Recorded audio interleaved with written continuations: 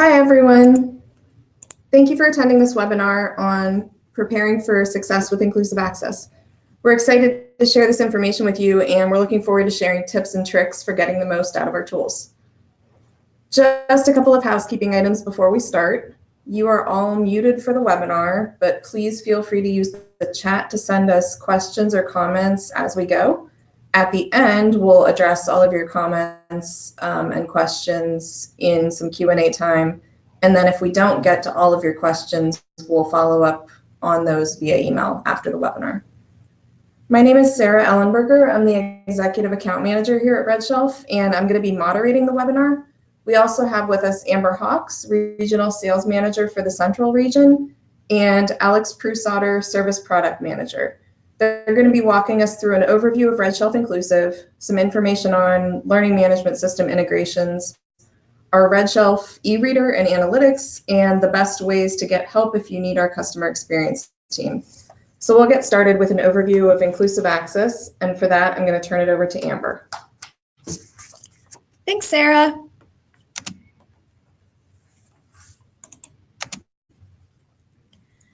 So hopefully everyone who's on this webinar today has a general understanding of what inclusive access is, but we just want to make sure that we're all working off the same definition since some institutions may have different definitions. So inclusive access, as we define it here at RedShelf, is a course materials delivery model that's providing all students in a course with their digital materials for the required course content on the first day of class at the most affordable price. All of you are participating in inclusive access, so you likely know some of the benefits. Maybe you just decided to participate in this because you prefer digital or you wanted to save your students money. But we're going to go through the three main benefits, thanks to you all, what we can help our students achieve in this program. The first is affordability, second is accessibility, and the third is achievement. When we're talking about affordability, we're talking about how we can save students money through this program. By offering every single student the content in the class, we're able to take advantage of bulk pricing with the unit economics to lower the cost, as well as there being no physical overhead. That helps us get a reduced rate as well. Some of our partners have been able to achieve great student savings by participating in this program, so we just want to highlight that here so that you can see the great impact these programs can have, even just on one institution. At Chemeketa Community College, for example, in just one department, the first semester that they tried inclusive access, students were able to save over $100,000. And at the University of New Mexico, which has an incredible and very impressive savings number, they saved their students over $1 million in one semester alone just by participating in inclusive access. When we're talking about accessibility, we're really talking about two types of accessibility benefits. The first is the ease of access for students. They can log into their LMS and have the required content on the first day of class through a single sign-on tool. So they're not remembering passwords, they don't have to shop around for their book, and actually accessing their content becomes easier than ever before. We're also talking about ADA accessibility when we talk about accessibility at large, and RedShelf is very committed to making sure that students of all differing abilities are able to access the material and succeed in the course. So we do take this very seriously and want to point out a few of our resources here. If you do have students in your course that have differing needs and need an accommodation, you can always contact our accessibility team, and you can learn more by visiting redshelf.com/accessibility. Finally, we come to achievement. RedShelf really believes that these programs will help increase student performance over time. We see more and more each year across the country, our students are trying to succeed in the course without purchasing the materials, and it's negatively impacting their grades. Through this model, we've actually seen increased engagement with the content, more students having access to the content, which leads to overall better GPAs.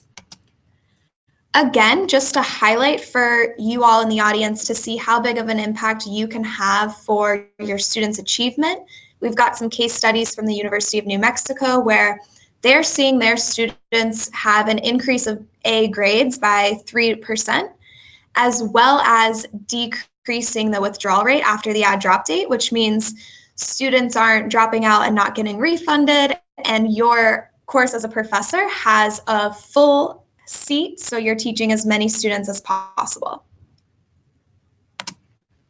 So overall, those 3 benefits are what you guys are all helping with us in participating with Inclusive Access. Now we're going to jump into some live demonstrations of our LMS integrations to show you what this should look like as a professor on campus. What we have showing here is Canvas. So this may look familiar to some of you. To others, it may look a little different than your LMS system on campus. Canvas is the most general looking, which is why we've chosen it for today's webinars. However, we do want to let everyone know if you are using a different LMS, we will be following up via email to all registrants and sending out video walkthroughs specific to each learning management system, so you will be able to see your specific view shortly. To access your content in Inclusive Access, we need a connection tool between RedShelf and the campus, which is known as an LTI tool. This tool is what will integrate into the campus learning management system, and it'll be where students go to access their content or opt out. The tool at large will be created by your LMS administrator on campus, but we do rely on each professor to add the tool into their course shell within the learning management system. Again, we will send out follow instructions specific to each LMS after this email so that you have the information you need to add that tool. Keep in mind, it only takes a few clicks, so this should be a very quick and easy process for you as the professor. Once you click into your course shell to access the LTI tool, you can place it wherever you want when you're building it. We've pinned it right here. All a student will need to do is click the RedShelf course materials link, and that's where the RedShelf tool will start populating their content. Once you view course materials, we're going to see 3 different types of products that are possible for us to deliver in this model. The first is what we call a codeless courseware product. So this type of product applies to you if you have an integration with the publisher content through the learning management system, where you're using a product in a homework system online for one of the publishers. That could be MyMathLab, MindTap, Launchpad, any of those publisher homework systems apply. When we're looking at the codeless access, your students will be able to use this tool to opt out, which is at the bottom. But this is what you should see if you've adopted courseware product that does not require a code to activate for your students. Moving on to the second type of product we can deliver, this is what's called coded courseware. This is where the student will need an access code in order to unlock the content you've adopted. This again applies to those online learning systems such as Cengage, MindTap, McGraw-Hill Connect, Pearson MyLabs. The only difference in this type of product is that you do need a code to activate the content for your students. By clicking Acquire Code, a unique redemption code will populate for each student to make sure every student has a different code. You'll also see customized instructions below the code for your particular product. Again, these may look different pending your adoption, but every time we deliver this type of product, we're going to send custom instructions through the LMS for your students to activate properly. Finally, we come to the standalone ebook. The standalone ebook is the digital version of a printed text that you've adopted. It's not an online homework system that has quizzing or is a gradebook syncing into your LMS. It's truly a digital format of the printed book to make a student's life easier in the digital world. All a student has to do to access their content here is to click Start Reading, and then our reader will populate in a new tab for them just to make it as quick and easy for them to pop back and forth as they need to between their learning management system and our ebook. We're going to go back to this before we jump into the ebook demo to show you the opt-out process. If you're not familiar with opt-out, this is a requirement by the Department of Education that allows students to remove themselves from a program if they don't want their student account to be charged for course materials. While we don't want students to opt out, this is a requirement and a protection built in to make sure students that may be purchased elsewhere or already had the material aren't being charged twice for content. We always want to make sure that students remain opted in, so we're going to be making sure these course materials are at the lowest price to encourage student participation. If your students do want to opt out, they'll just need to follow these steps that I'm going to show you here. So first, they'll click this gray "I want to opt out of access" button. The prompt will notify them that this isn't exactly a good idea, that they may need these materials to take quizzes, exams, pass the course, etc. But if a student doesn't heed our warning and does want to proceed, they can type opt out, select the reason why, and click opt out of all course materials. As you can see here, their access code will not display and their ebook access will turn off once they take this step. However, we do want to let them opt back in up until that deadline set on your campus. Again, that deadline is going to display for the students so they know what date they need to make their decision by. And all they have to do to opt back in is click opt in now, select yes, and then their access will instantly be reinstated. They can see a code again, and they can start reading their ebook again. We also will show students the opt-out deadline at the bottom of the screen so that they know before they opt in or opt out what their deadline is up front. Next, we're going to move into our actual demonstration of the eReader.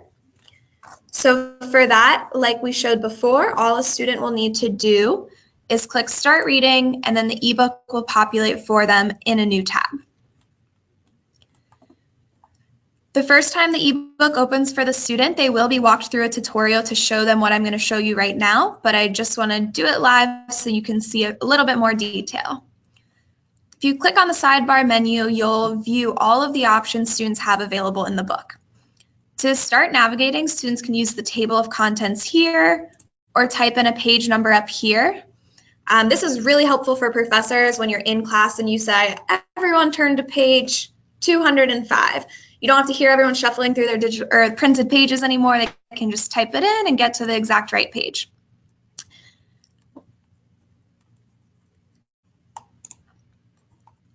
If I click on that page in the table of contents, that page will populate for me in the reader as well. We really did that to make sure that navigation is easy for students. We want the digital experience to be quicker and more efficient. So this whole process of linking everything in the table of contents should help with that. Next, we're going to show you bookmarks. So if you click into the bookmarks tab, if you have something important or you want to refer back to that page later as a student, but you don't want to remember what page number it was, you can always make a bookmark. So you would just add the bookmark here, and you can see that it adds in real time, popped up right there for me to click on as the bookmark. If I want to go back to another page that I've bookmarked, I just click that page and I'm redirected to where that bookmark was created in the first place. Again, really easy way for students to just navigate throughout the ebook. Now I'm going to show you some of our annotation tools.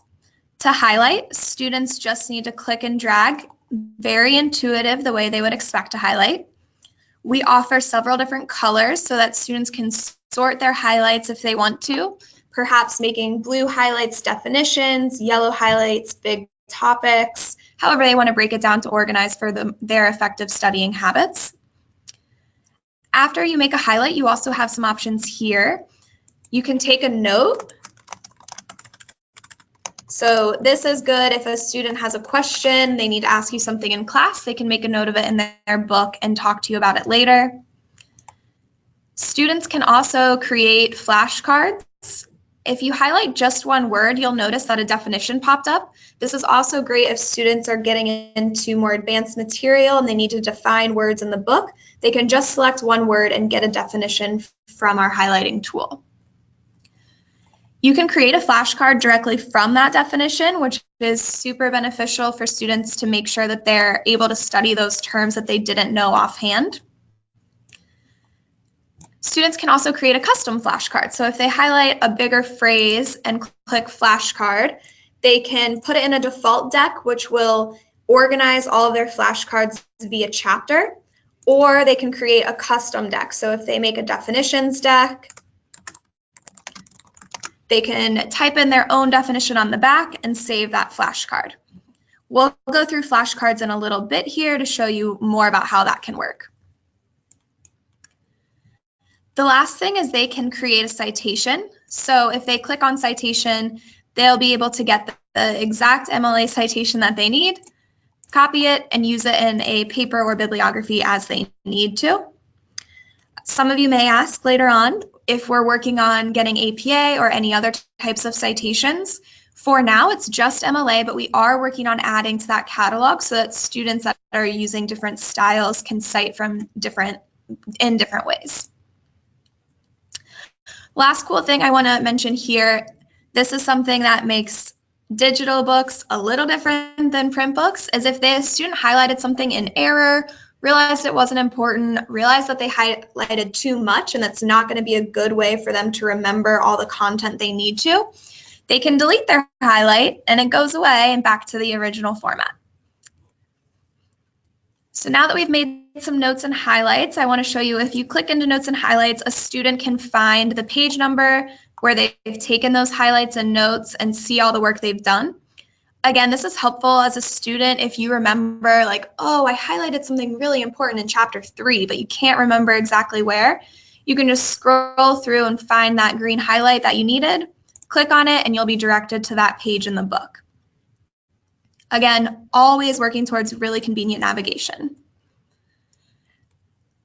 Study guides will be a compilation of all of the students' annotations that they've created. So it's a custom guide of all the notes that they've made to make sure that they can see and study anything that they've taken throughout the course of reading. Now we get to flashcards. These are our most popular tool. Students can study by chapter or study by deck. So this is where that definition deck that I custom created will populate. If they just want to study by chapter because they know they have a test on chapter 2, they can select all or select the whole chapter as well and click study flashcards. To flip over the flashcards, you'll just click to reveal the back side. So as a student, I'm going through and I say conclusions, not sure what the definition is, flip it, it'll reveal the definition. This was one that we made from the define tool, if you'll remember. Since I didn't know the definition, I would use these ratings here at the bottom to rate it a low confidence.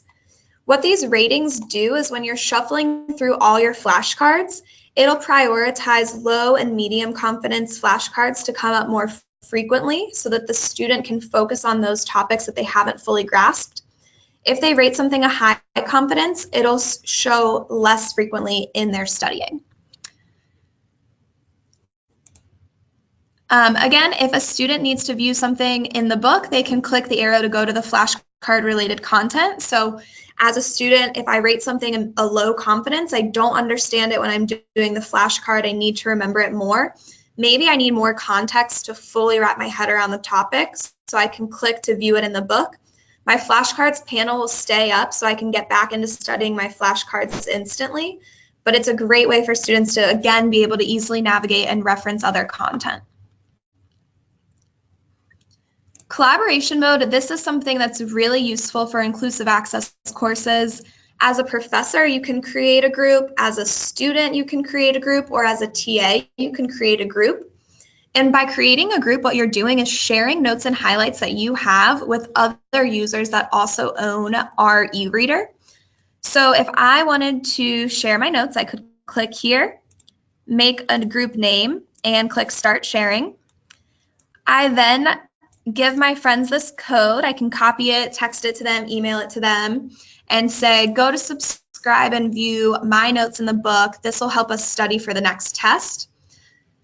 My friend that I've just given the code to comes into collaboration, goes to subscribe and view, enters the code, and clicks subscribe. Since I'm just one user, it doesn't look as cool to show it here, but it is awesome because if I'm subscribed and I make a highlight, my friend will see the highlight happening in real time. So the highlight will just pop up as I'm going along studying in my material. And it's a way for us to communicate within the book to get engaged in the content even further. Next, we're going to go through offline mode. This is something that people ask us if they can view our ebooks when they're not connected to the internet. And the answer is yes. Our offline mode works similar to the Netflix app, if you've ever used that. People that use the Netflix app frequently know that you can go into your favorite show, download 1 or 2 episodes that you want to view on a plane, and even when you're in airplane mode on the plane without any service or any Wi-Fi, you can view those 2 episodes with no problem. Our reader works the same, but instead of selecting episodes, you basically select chapters. So I say, I want to study chapter 2 on the plane with no Wi-Fi connection. I'm going to download that section to my browser. My book will give me a link here that I can copy or bookmark. And when I navigate to this link, even when I'm not connected to the Wi-Fi, even when I'm on the plane, this whole chapter's pages will be available to me. The other cool thing is even when you're offline, if you're making highlights and annotations, all of that content will sync back up as soon as you go back online and connect to Wi-Fi. So you're never going to lose the activity or studying that you do when you're offline. Oh, and then it says 10 days remain in your offline section.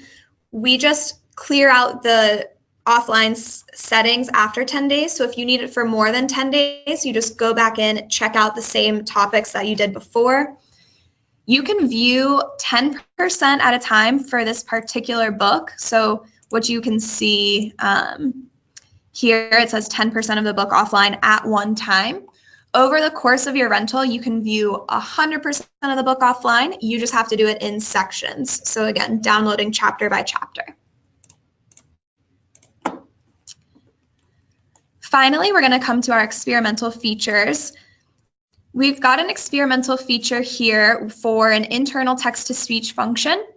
This is great because your book can be read aloud to you. So great for commuters who might want to study while driving. They can have the audio for their book. Also great for people with accessibility needs who do need a screen reader or some type of audio assistance while they're studying. In our read aloud, you can select the rate, pitch, volume to make this really efficient for what your personal needs are. And all you have to do is click play up here. That play button will start the read aloud function for your text to start reading out loud. I'm not going to show it here because it'll talk to you and be a little confusing. I need to talk over it, but that is a great feature here. Finally, we know a lot of times students are still transitioning to digital. So if this is their first time using digital content, they might want to get a little extra help, support, tutorials. So we make it really easy for them to get the help they need. They can just click into help and support. They can get technical support. They can get links to RedShelf Solve, which we'll show you later. They can learn about accessibility or keyboard shortcuts. So anything they need from a support standpoint is readily available.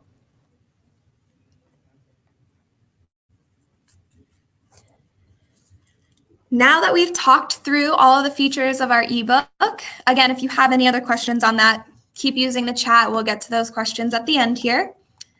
We are going to move on to talking about RedShelf Analytics.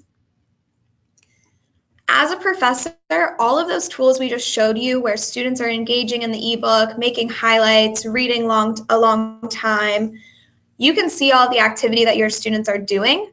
We do this because we really believe that using the data from our ebooks that we're collecting, we're going to be able to impact student learning for the better. So we want to make sure that all of the data we collect is surfaced to you as the professor so that you can help a student before the point of failure rather than after.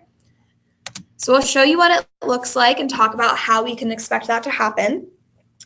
If you remember when we were in the learning management system, our LTI tool looked something like this.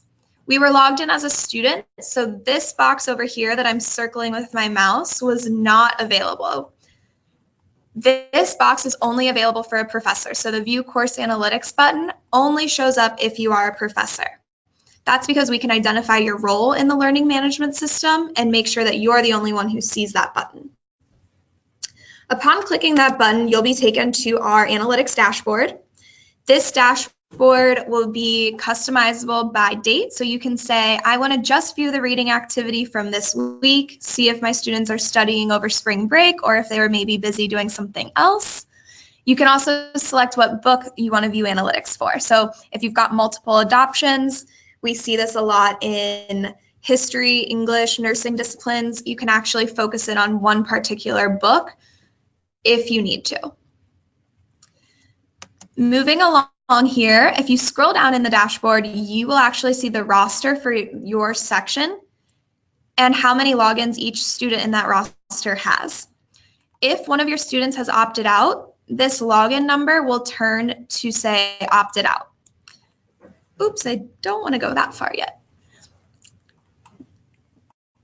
In the right-hand side, you'll see the reading minutes dashboard. This is going to show you an aggregate of all student reading activity over time.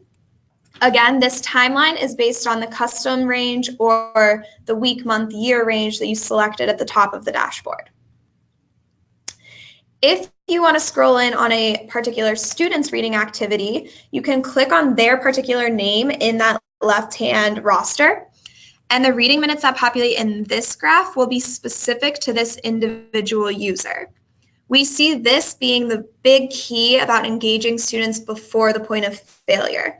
If a student comes into office hours, you can pull this up and say, student didn't read at all, no wonder they failed the test, they need help, we need to get them more invested in their learning, which is a totally different conversation than if this student, they've had a ton of reading minutes, they've read over 300 minutes sometimes in just a week, so they might need different types of support, different types of homework to help them really understand the content.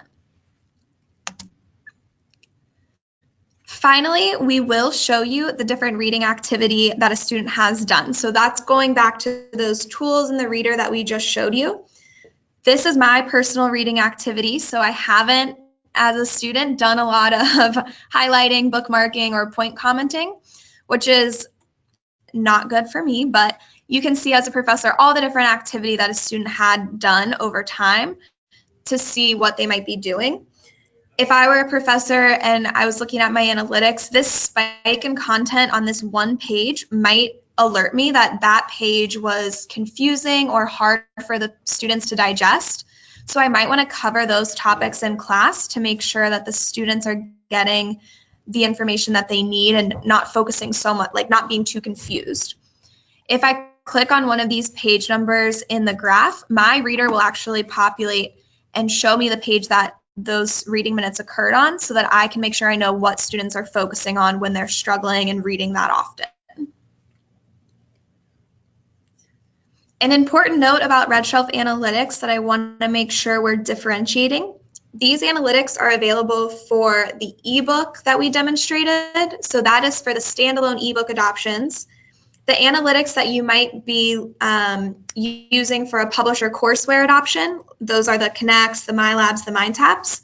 Those are different, and for more information on those, it would be best for you to work with your publishing representative. Now we're going to pass it over to Alex to talk about some of the other resources that you have available.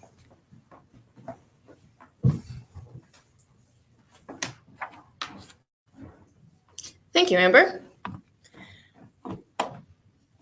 To make this inclusive access experience as seamless as possible, we have a public knowledge base for you and your students to use. It's called RedShelf Solve, and you can find it at solve.redshelf.com. And we have it organized according to customers. So let's start with the professor section, and then later we will explore the student section. So first I want to show you that we have articles walking through how to add that LTI tool that Amber was talking about earlier. These instructions will come from your RedShelf representative at the beginning of this semester, but they're online as well, and you can also save this as a PDF for access on your personal device. So in addition to the LTI tool walkthroughs, we also have walkthroughs for the student journey, so you can see what your students are going through and help them with that information. And then we have a more general FAQ for professors, answering questions like, how do I get a desk copy? Where do I direct my students for help? Do I need to opt out? The short answer is no, professors do not need to opt out. But if you want a deeper explanation, we have that information here. And if you want further clarification, these articles are open for comments and for other requests for information. So let's go back to the Solve homepage and go over student support. So we've got quite a few more articles for students answering questions about all those ebook features that Amber went over earlier, getting started with your ebook, if they maybe purchased ebooks in addition to inclusive access through the bookstore or through the RedShelf website. We have articles answering those questions, any errors that they might experience in the book. And then let's look a little closer at the inclusive access section. So these are the articles you're probably going to be sharing most frequently. And here are those walkthroughs of the student journey that I showed you in the professor section, and then we have them here for the students to find on their own as well. And those include opting out, which you will probably maybe get questions on from those students who do choose to opt out. And we have an article here walking through that process in a little more detail. And then including other questions about opting about after the deadline, dropping the class, and then opting back in if they change their mind. We also have articles answering questions like what is inclusive access, and FAQs about that access and billing. So that's all I've got for RedShelf Solve, and I'm going to turn it back over to Sarah. Thanks, Alex. Hopefully this walkthrough of the inclusive access model has provided you a better understanding of the program and the setup and the benefits. We do have some time now, so we're going to move into question and answer. If you still have a question that you'd like to submit, please go ahead and send it through the chat, and we'll try to address them all. If we run out of time today, we will address any additional questions via email. So Amber, we have a question from Amanda. What is your suggestion if students are not in a computer lab for having homework problems from the text accessible during class? So if I'm understanding correctly, that question would mean the students are not using their personal devices in class either. So if you're not in a computer lab, if you can't bring your device to class, then unfortunately there's not a way to view the ebook without a device. Maybe I'm misunderstanding the question, but some of our professors do use projectors to display just one copy of the ebook in the class without having each individual student using a device, which could be a solution. Perhaps that professor can send us another chat if I'm not answering what she was expecting. Great. Douglas would like to know if a student purchased the same materials for a previous course, for a continuation course, should they opt out? That's a great question. So the RedShelf setup for continuation courses will protect students from being charged twice. We can recognize that a student has owned that ISBN previously and doesn't need to pay for the same product twice. Just to be clear, there are some differences with that based on a campus's contract with publishers or based on the duration of a courseware product. Like if it's a one semester access code, they can't use that same access code twice. So just to make sure that Douglas is getting the answer specific to his question, I would have him consult his bookstore to see if students in his course will or will not be affected by that. Great.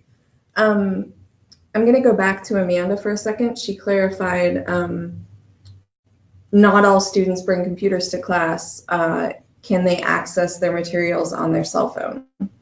Oh, sure. Great question. So the RedShelf browser, or the RedShelf reader rather, is browser and device agnostic. So as long as a student's phone is like a smartphone that's able to connect to the internet, they will be able to view the same exact reader with no differences in tools or functionality on their phone, tablet, Android, laptop, desktop, any device. Yep. Alan's question is similar to Douglas's, but I think he's asking if he's using the same materials for a continuation class and students were in the inclusive access course the first time. Can you just explain how our continuation logic works? Sure. So when a student enrolls in a course, we're sending the billing and reporting to our bookstore partners and to our publishers. So when that student enrolls in the course, we assign them that ISBN into their library. When that ISBN is assigned into their library, the next time that same ISBN is assigned, it's given a $0 charge as long as that duration hasn't expired. So again, if they're in a course where the product was only a 180-day duration, fall semester to spring semester, they may see a charge because we'll see that the length of their first product expired. If the first product was a year-long duration, then the second time they own it, we'll give them a $0 charge, making sure they're not being billed for something they already have access to. Great. John would like to know, would one possible reason to opt out be if a student is retaking the class for the second time and they've already paid for the book? So if they're, rather than a continuation course, if they're actually going back and retaking, what happens? Yeah, if the student already has the materials from another source, then opting out that's the exact reason why the tool was built out, to make sure that students do have a way to get out of the course. That's probably the most common reason why students opt out, is because they already have the material either from another semester or, you know, their brother took the course before and passed down the textbook, something like that. Great. From Whitney, can you explain the difference between standalone ebooks and courseware? Sure. So the courseware products are going to be things that you set up with the publisher that are housed on the publisher's website. So it's not content that's staying within the LMS. You're going to a publisher website like a Pearson, Cengage, McGraw, Macmillan, Wiley, Norton. If you're going to any of those publisher websites to activate content that has quizzing, that syncs up to the gradebook in your LMS, that has quizzing or testing associated with the reading, so the book is really integrated into this larger, what's called homework system, that is like a courseware product. The standalone ebook wouldn't have gradebook syncing, it wouldn't have quizzing or be affiliated with any of those types of tools. It's just the digital version of that printed textbook. Great. Joanna wants to know if we can provide help with Moodle. Joanna, if you want to clarify, that would be helpful, but we can address it a little bit. We do work with Moodle, so we'll have Moodle links for adding that LTI tool and the student experience of accessing content in Moodle attached to that follow-up email. I probably should have mentioned earlier which LMS systems we work with. Primarily Moodle, Canvas, Blackboard, D2L, Sakai. If there's any like Genzbar, Schoology, we can work with those folks as well. Great. Carrie has, if she has students who got an incomplete in the fall and they need to continue accessing the course materials this semester to finish that course, how do we handle that? So that's a great question for your bookstore. Different campuses have different policies about handling incomplete or failed students, or, you know, withdrawing students from the course.